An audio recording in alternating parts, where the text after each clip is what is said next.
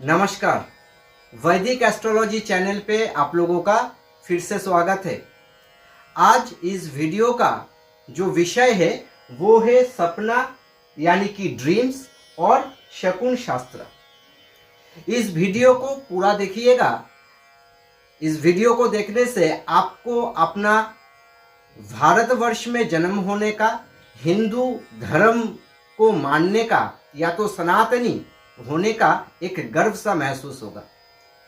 हमारे सनातन धर्म के शास्त्र कितना निपुण है। शास्त्र में कोई भी ऐसा विषय नहीं है जिस विषय को चर्चा नहीं किया गया है। आज की जो विषय है शकुन शास्त्र, ये संहिता का एक अंग है।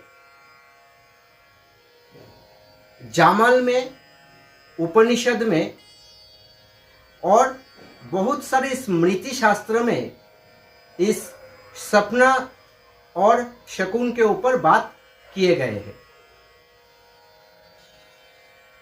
बहुत सारे लोग होते हैं जो लोग वेद को मानते हैं लेकिन स्मृति को नहीं मानते हैं।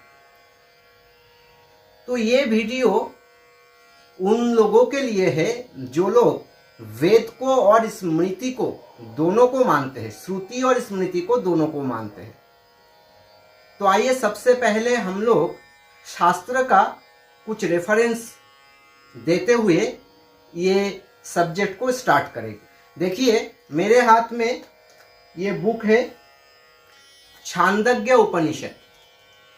उपनिषद श्रुति शास्त्र का एक अभिन्न अंग है। छांदोग्य उपनिषद में एक श्लोक है, पंचम अध्याय में द्वितीय खंड में। वो क्या कहते हैं? तदैष श्लोक यादा कर्मेषु काम्येषु स्त्रिया सपनेषु पश्यति समृद्धम तत्र जानीयात् तस्मिन् स्वप्नानि दर्शना तस्मिन् स्वप्नानि आदर्शनः। इसके मतलब ये है कि कोई भी व्यक्ति रात को शयन करने के समय पे अगर शुद्ध चित्त से शयन करने के समय पे किसी स्त्री का किसी अलंकार वेशभूषा भूषित हुए किसी स्त्री का सपना देखते हैं और वो विकृत नहीं होते हैं, अर्थात उनका सपना विकृत नहीं होता है, तो उनके मन में उसके पश्चात जो भी कर्म है वो संपूर्ण होगा।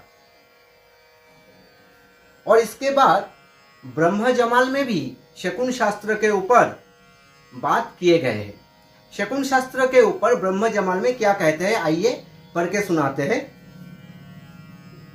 शकुन शास्त्र में कह रहे हैं, सरस चक्राणि चक्राणि भुबलानि बलानि च ज्योतिषम शकुनम चैव षण्डगानि वदामि अहम् जामालेषु च सर्वेषु यन्नुत्कान्ति सरोदया विंशति सरोचक्रानि वश्य अहम तानि चा अधुना। अर्थात सरोदय के साथ साथ, सरोदय शास्त्र के साथ साथ, ज्योतिष शास्त्र के साथ साथ शकुन शास्त्र जो है ये भी एक भविष्य बोलने का एक अंग होता है। और इसमें 20 ऐसे चक्र होता है जिस चक्र के आधार पे भविष्यवाणी किया जाता है। वैसे तो रामचरितमानस में भी इस स्वप्न शास्त्र का उल्लेख किया गया है। अब रावण के पास एक राक्षसी था जिनके नाम था त्रिजटा। जब रावण सीता मैया को लेके चले गए थे तो त्रिजटा ही थी जो सीता मैया को देखभाल करती थी। तो रामचरितमानस से ये जाना जाता है कि उस समय त्रिजटा, जब राम लंका आ रहे थे सारे वानर सेनाओं के साथ जब लंका आ रहे थे, तो त्रिजटा ने सपना देखा था और त्रिजटा ने रावण को जाके उस सपने के बारे में बताया था। और उन्होंने ये भी बताया था कि ये शास्त्र में लिखा हुआ जो परिणाम होता है सपने का, और मैं जिस समय पे सपना देखा हूं ये निश्चित रूप पे फलित होगा। राम यहाँ पे आके आपको मार के सीता मैया को लेके जाएगा। तो तरह तरह के ऐसे काफी सारे शास्त्र का ऐसे उल्लेख है जहां पे शकुन शास्त्र और सपने के बारे में चर्चा किया गया है। तो आइए ये जानते हैं कि सपना यानी कि ड्रीम एक्चुअली क्या है और इसके ऊपर हम लोग कैसे विश्लेषण कर सकते हैं। तो सबसे पहले मैं आपको ये बताऊंगा कि देखिए, हमारे जो शरीर है वो 5 तत्वों से बना हुआ है। पृथ्वी, अग्नि, वायु, जल और आकाश। हमारे पूरा शरीर में ये 5 तत्व विराज करते हैं। तो ये 5 तत्व ही है जो हमारे शरीर पे बैलेंस और डिसबैलेंस होके हमें व्याधि वगैरह या तो मानसिक पीड़ा देते हैं। जब हम सोते हैं तो इस 5 तत्वों का जो विकार होता है, इस विकार से हमारे मन में सूक्ष्म शरीर जो है, मन को सूक्ष्म शरीर में, सूक्ष्म इंद्रिया में गिना गया है, तो उस सूक्ष्म शरीर में और जो आत्मा है जिसको मन से भी ऊर्ध्व कहा गया है, वो उस विकारग्रस्त के वजह से एक दूसरी अवस्था में पहुंच जाते हैं। उस अवस्था को उपनिषद में सपना अवस्था कहे है। कठोपनिषद में भी इसका वर्णन है। तो ये जो अवस्था है, इस अवस्था में जो हम स्वप्न देखते हैं, देखिए यहां पे लिखा हुआ है फायर, अग्नि, पृथ्वी, ये जो एलिमेंट्स है, ऑलरेडी मैंने आप लोगों को बताया कि एलिमेंट्स जो तत्व है वो क्या है, fire, earth, water, air and sky. इस तत्वों के ऊपर बेस करके आयुर्वेद में बोलते हैं कि हमारे शरीर जो है वो कफ, वायु और पित्त से बना हुआ है। तो जब भी हमारे शरीर का डिसबैलेंस होते हैं तो हम लोग, मान लीजिए फायर, पित्त बोलते हैं। जब पित्त का डिसबैलेंस होगा तो हम लोगों को सपना कैसे आएगा? जब हमारे शरीर में अर्थ एलिमेंट या तो जल तत्व का डिसबैलेंस होगा तो कैसे सपना आएगा? तो ये सारे शास्त्र में लिखा हुआ है। तो इसलिए सपना को एनालिसिस कैसे किया जाता है, ये भी एक सूत्र के माध्यम से ही एनालिसिस किया जाता है। तो शास्त्र में सबसे पहले क्या कहा गया है कि सपने को एनालिसिस करने से पहले, विश्लेषण करने से पहले कुछ बातों को ध्यान में रखना चाहिए। सबसे पहली बात क्या है कि सपना कब देख रहे हैं, इसके ऊपर भी शास्त्र में श्लोक है। सपना कब फलित होगा, सपना कब फलित होता है, सबसे पहले इसके ऊपर शास्त्र ने क्या कहा है? शास्त्र ने बताया है, शास्त्र में रात्रश चतुर्श जामेशी दृष्ट सपना फलप्रदा, अर्थात रात्रि में 4 प्रहर माना जाता है। इस 4 प्रहर में तो क्या क्या है 4 प्रहर? तो देखिए मैं यहां पे लिख के बताता हूं आपको। तो क्या बताए हैं? रात्रेषु चतुर्थेषु जामेषु सपना फलप्रदा।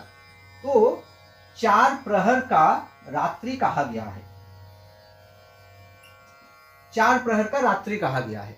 तो ये 4 प्रहर का मतलब क्या है? एक एक प्रहर जो है वो 3 घंटे का होता है, 3 आवर्स एक एक प्रहर।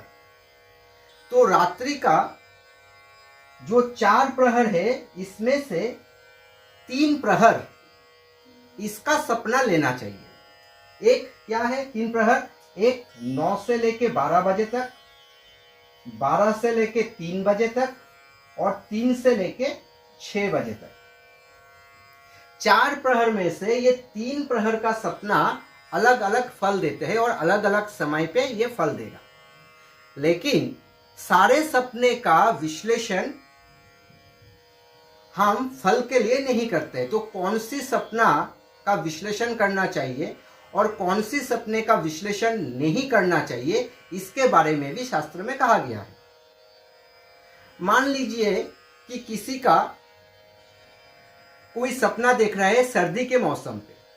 अब सर्दी के मौसम पे अगर उनको सपना आते हैं बुखार आने का, या तो वो किसी जलाशय में गिर रहा है, तो तुरंत मान लीजिए या तो उनके अंदर में कफ प्रवृत्ति, जैसे कि मैंने बताया शरीर कफ वायु पित्त है, उसके अंदर में कफ प्रवृत्ति बढ़ रहे वृद्धि हो रहा है, या तो बहुत जल्दी वो बुखार जैसा, या तो पानी संबंधित, पानी का मतलब रस भी होता है, तो इसको हम आगे और विश्लेषण करेंगे, इस संबंधित बीमारी से वो जूझेगा।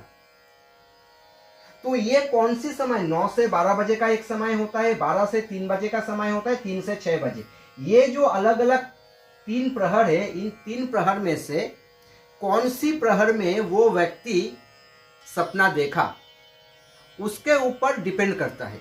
तो एक तो हो गया ये समय का, दूसरा होता है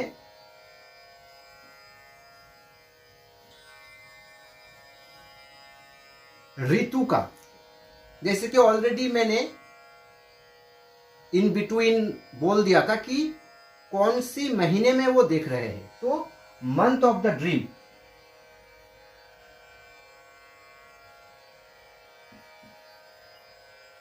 मंथ कौन सी महीने में वो सपना देख रहे हैं। फिर आता है उनका एज, कि उनका उम्र क्या है। तो ये मेनली 3 फैक्टर होता है। एक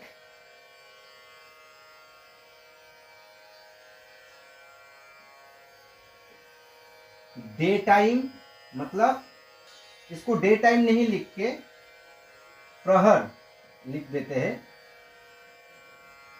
प्रहर नंबर 1, नंबर 2 मंथ,